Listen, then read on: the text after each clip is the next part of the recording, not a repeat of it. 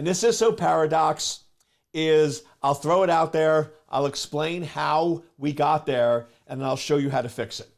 The CISO paradox is this: right, wrong, or indifferent, in organizations, the business unit heads, like vice presidents and directors, they have all the authority. Welcome to Life of a CISO. I'm Dr. Eric Cole, your host, and we'll be taking you on a journey each week on what it takes to be a CISO and what are solutions that you can implement today if you are currently a Chief Information Security Officer or if you want to be one in the future. This is Life of a CISO.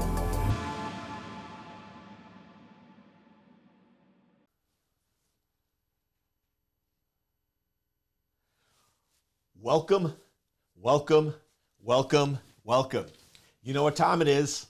It's time for Life of a CISO, and the one and only, yours truly, Dr. E, is in the house. Here we go, right? One more time, right? We are having so much fun here.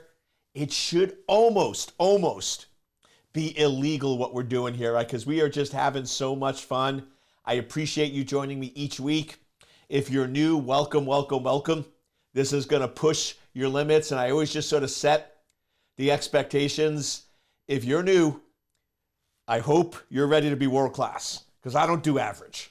So if you just want average, if you just want simple, if you just want to get by, plenty of other resources out there. If you want to be the best, if you want to push the limit, if you want to be in demand, if you want to make more money and have more fun and be world class, then you're in the right place, because that's what I'm all about, is bringing it and showing you how to bring it at levels you never thought. And here's the coolest part.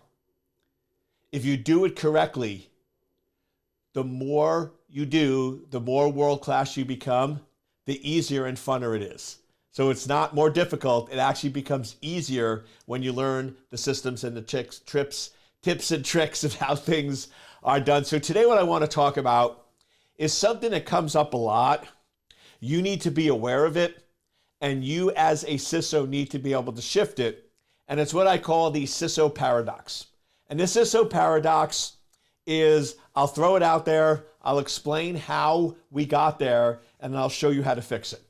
The CISO Paradox is this: right, wrong, or indifferent, in organizations, the business unit heads, like vice presidents and directors, they have all the authority. They can make decisions unilateral without your input. But when it comes to cybersecurity, you as the CISO has all the responsibility. So basically, the CISO paradox is the business heads can go and do whatever they want. They don't have to involve you. They don't have to listen to you. They don't have to do anything you say. And then if they don't follow what you say and they do things that are really, really silly and really vulnerable and really exposed from a cybersecurity standpoint, and a breach happens, you get all the blame, and in most cases, you get fired. Right? We've seen this time and time again where a CISO will tell the business, don't do it, too risky, shouldn't do it, this is not acceptable, this isn't aligned with our risk posture. They might even tell executives, nobody listens. They launch this extremely vulnerable product. It gets hacked just like the CISO said it would. And then they terminate the CISO, or they fire the CISO for not implementing proper security. And you sit there and go, what is going on?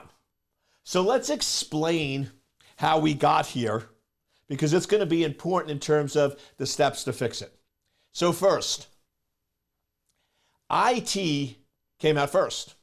So in the late 80s, early 90s, as companies started rolling out computers and networks started becoming a key part of the business, and we started getting into websites and redundancy and backup and databases and all those things, it became very, very apparent that the IT infrastructure was critical to the running of the business. So companies went in and appointed an information officer that was responsible for making sure the IT infrastructure was reliable. Basically, making sure that it was available, making sure that it was up and running.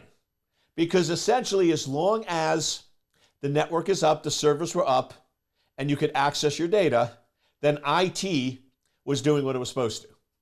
So IT started off where you had an information officer who was buried under facilities, right? Because data centers were part of buildings and buildings were part of facilities. So you saw in the late 80s, early 90s, the vice president or director of the facilities, the physical locations, had an information officer underneath that was responsible for making sure that that network, that infrastructure, those servers, that software was available.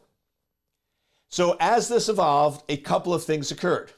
One, the uptime availability of the IT infrastructure became so important and so critical that that information officer quickly rose beyond the realm of facilities and became a chief information officer. And they reported directly to the COO or sometimes the CEO. So they had direct access to the executive team.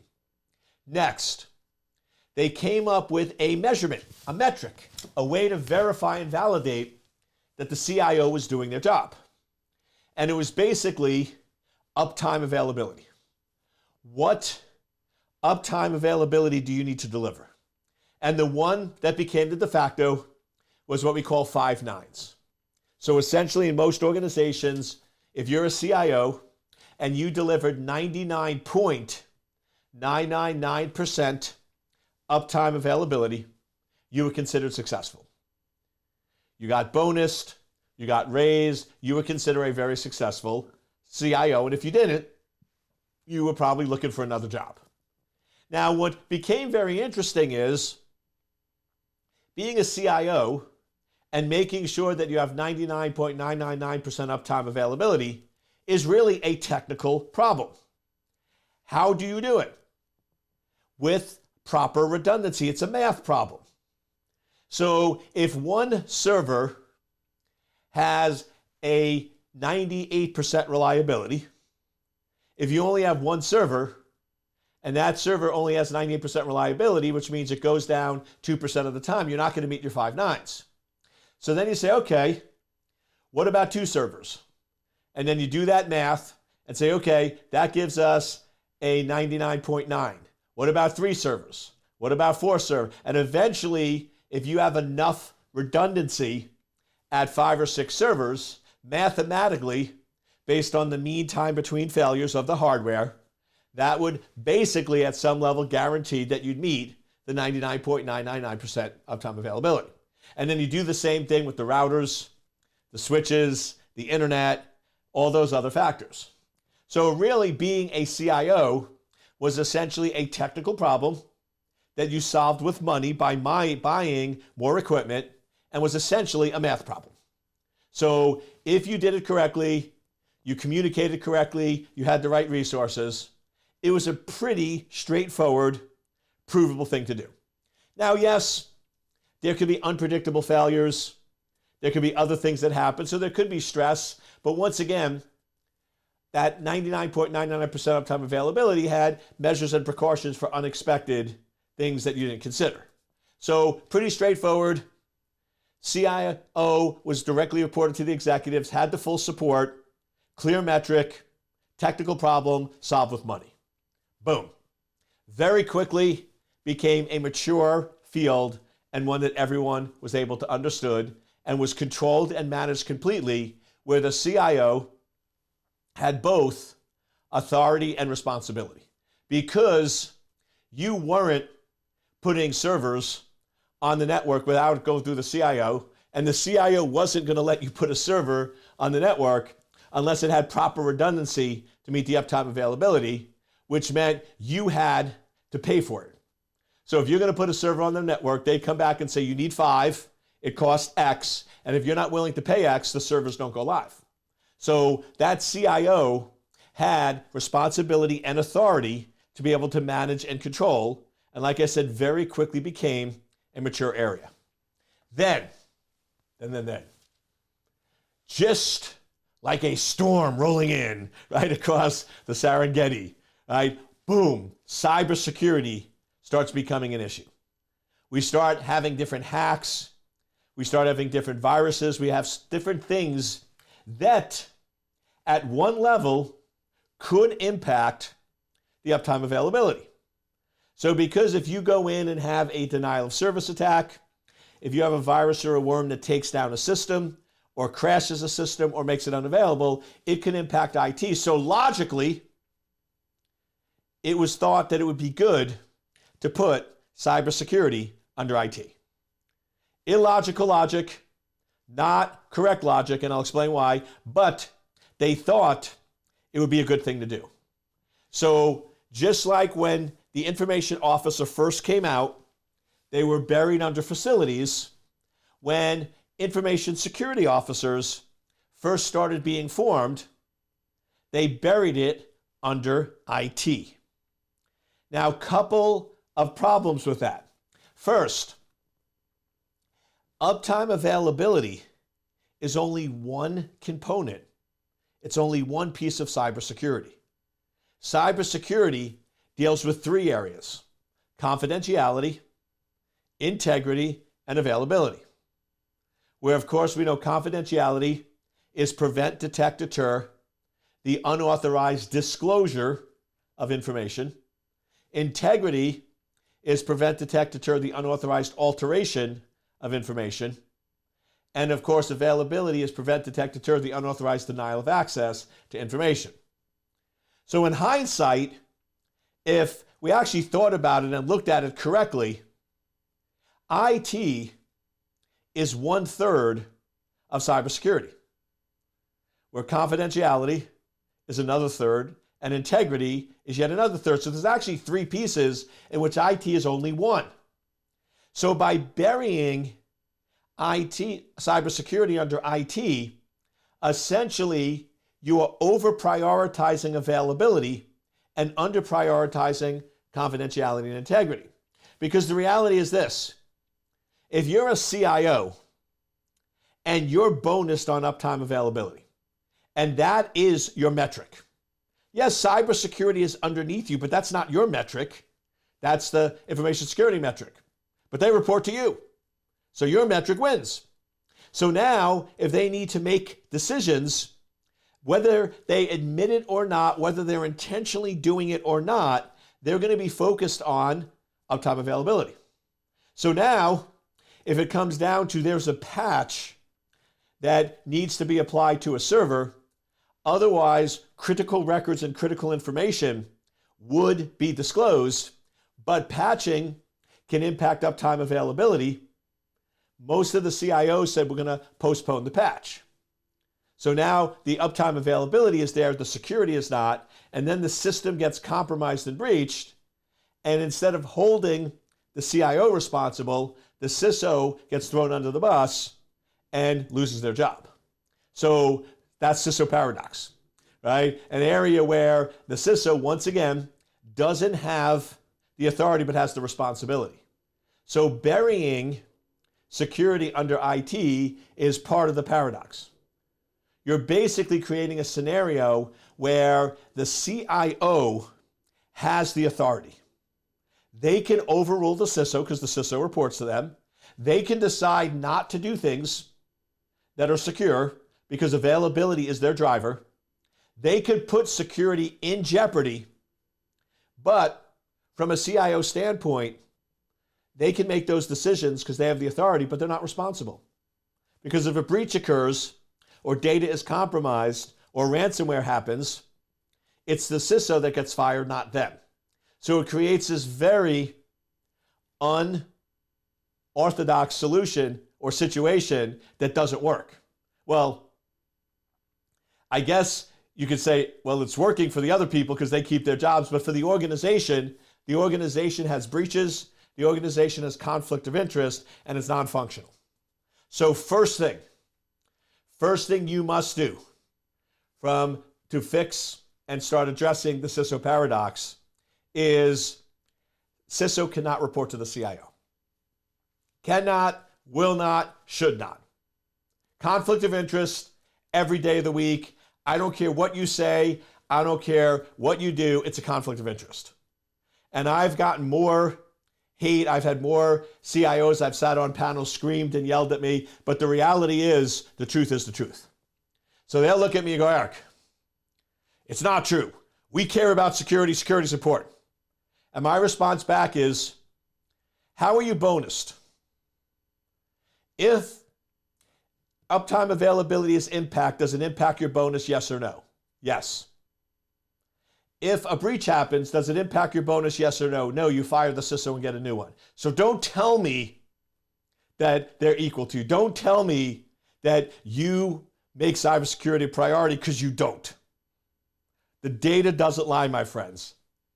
I tell you right now, every CIO that has uptime availability, if I go in and tell them you need to apply a patch that will impact your metric and put you below your 5 nines but will make the organization secure, they might go in and dance around it, but the reality is they're not going to do it.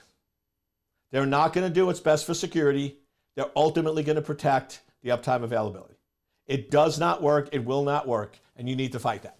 Now, the question I always get, always get is, well, Eric, what do I do if I'm being hired in an organization for a CISO position and it reports to the CIO? Do I not take it? What do I do? How do I handle it? Here's the question. How important is the experience and getting the title to you? So if you've never been a CIO before, if you've never been a CISO before and you haven't got a lot of offers and you finally get an offer to be a CISO. So now you can put on your business cards, Chief Information Security Officer. You can put it on your CV, but you report to the CIO. Couple of things to consider. One, if I was coaching and advising you, I'd probably ask a series of more questions of how long and let's look and blah, blah, blah. But the reality is there's a part of me that as long as you recognize and know that you are in a position with a terminal illness, you're going to get fired or you're going to have to leave. This is not a long-term position.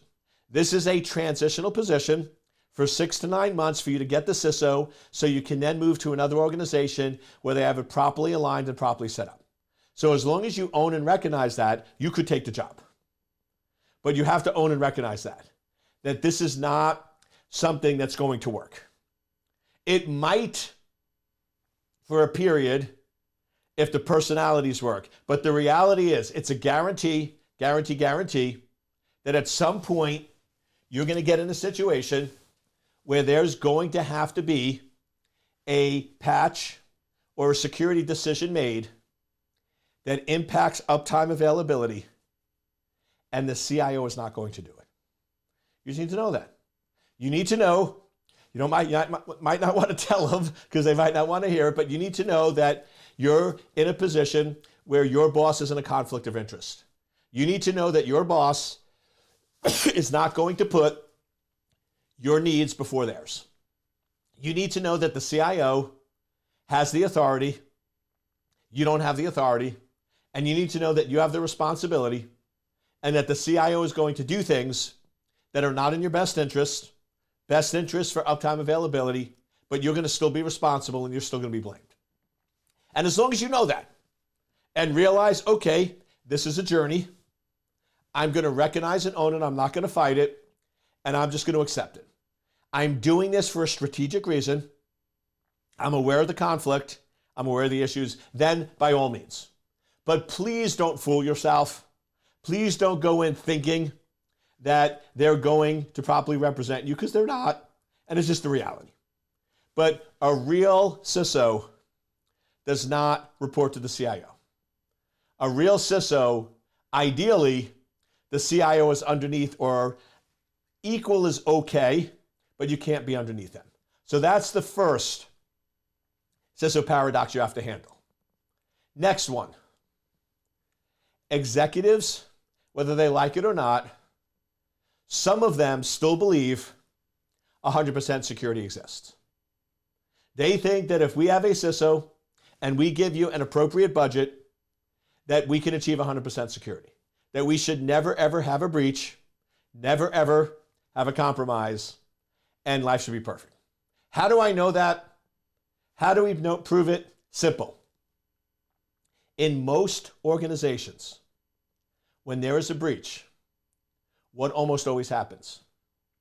The CISO gets fired. What does that tell you? If a breach happens and the CISO always gets fired, that's telling you that the organization is saying, we did not expect to have a breach, and if we have a breach, the CISO failed, and we're going to fire him. If a CISO gets fired whenever there's a breach, that's saying that they believe the 100% security should be achieved, and it can't. So that's the first thing you have to fix. You have to make sure every executive knows, listen, breaches are part of the business. Breaches are par for the course. Breaches are going to happen. Embrace the breach. This is like life. Nobody walks around saying they're 100% secure. Nobody. And if they did, you'd laugh at them and think they were naive and silly. Because the reality is, we all get sick. At some level, it happens. But what is our focus? Our focus is not saying, I'm 100% healthy. The focus is minimizing the frequency and impact in which you get sick. That's how you live a healthy life. If I can minimize the frequency that I get sick, where it only happens once every 3 or 4 years, and I'm proactive and preventive, so I'm only down for a day, then that's success. So it's minimizing frequency impact. Same thing with cybersecurity. You want to go in and make executives aware, listen, we're going to have breaches. We need to own it. We need to embrace the breach. But my job as the CISO is to minimize the frequency and impact. That's where I'm going to focus my energy and effort. So that gets rid of the second part of the CISO paradox. The third part is where I started, where decision makers, business leaders, vice presidents, and directors have all the authority and you have the responsibility. So they can launch a new system. You tell them it's not secure. You tell them it's inappropriate risk. They do it anyway, and you get fired. Easy way to fix that. You have a risk posture for the organization. You meet with the executive team and you say, this is what is and is what not acceptable risk. So we have a clear-cut risk posture for our company. Anything that's within the acceptable level of risk, we can accept and we can allow, and we manage and balance it. But if a vice president, director, or manager decides to go outside of that and decides to not listen to security and implement a system that has unacceptable risk outside the agreed to risk posture, then you, Mr. or Mrs. Vice President, can do that. But guess what? I'm handing the responsibility back to you. I am now going to write it up and we're going to present it to the executives as unacceptable risks to the organization. So now you're going to have to stand up in a board meeting in front of all the execs and say why you decided to accept this risk on behalf of the company and to not listen to cybersecurity and not follow the risk posture. But we're now pushing it back on you. And you now are accountable. You now are responsible, and you now have to justify why you decided to make that call. Now, I'll tell you, switching to this new model, switching to this new paradigm, you're going to have 90 to 120 days of turbulence. Because here's the reality. The execs like it the way it is. They don't want to be held accountable. They don't want to be called out. They like to do whatever they want and you get blamed. So now that you're changing the system because it's not working and going, no. If you don't listen to me, you're on the hot seat. If you don't listen to me, you're responsible. And if now we have a major breach, you're getting fired and not me for putting the company in undue risk and not listening to expertise and advice. They're not going to like that. But here's the coolest part. It works for the organization. You've already sold the executives. The executives are going to buy in because they know the current system isn't working. So your execs are bought in, you are bought in, and now you just have to deal with some death threats for a couple months, right? But it works, and once it's in place, it actually works really well. Because now the execs can accept risk if they want to, but they're the ones accepting it. So now what you're doing as a security officer, instead of going in and telling people no, you're going in and raising awareness. So simple process for a CISO now. You go in and you ask the execs, what is the value or benefit of this new system, new feature, or new software that you want to do? What is the risk or exposure? And then you ask them, from your standpoint as a business executive, is the value or benefit worth the risk? If the value or benefit is really worth the risk, then you can justify it to the execs. You can justify it to the CIO, you can justify it to everyone, and you should be able to be fine. But if you can't, if it's not worth it, then you shouldn't do it. And now it causes them to be honest with themselves in the business. Because the old model, where you were blamed for everything, all they did was if there's value or benefit, they did it because they didn't care. Now they're thinking and acting like true executives, where they're saying, what is the value and benefit? What is the risk and exposure?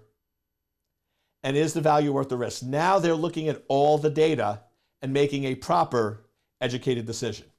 So if you want to be a world-class CISO, you need to own and recognize that the CISO paradox is real, and then put these measures in place to fix, address, and change it. And it's really three core areas. CISOs cannot report to the CIO. Executives need to recognize 100% security doesn't exist. And business leaders need to know value and benefit and risk. And they need to be held responsible if they're thinking that a risk is worth accepting. They need to be able to justify it to the executive team. Hope you enjoyed this episode, and we'll see you next week.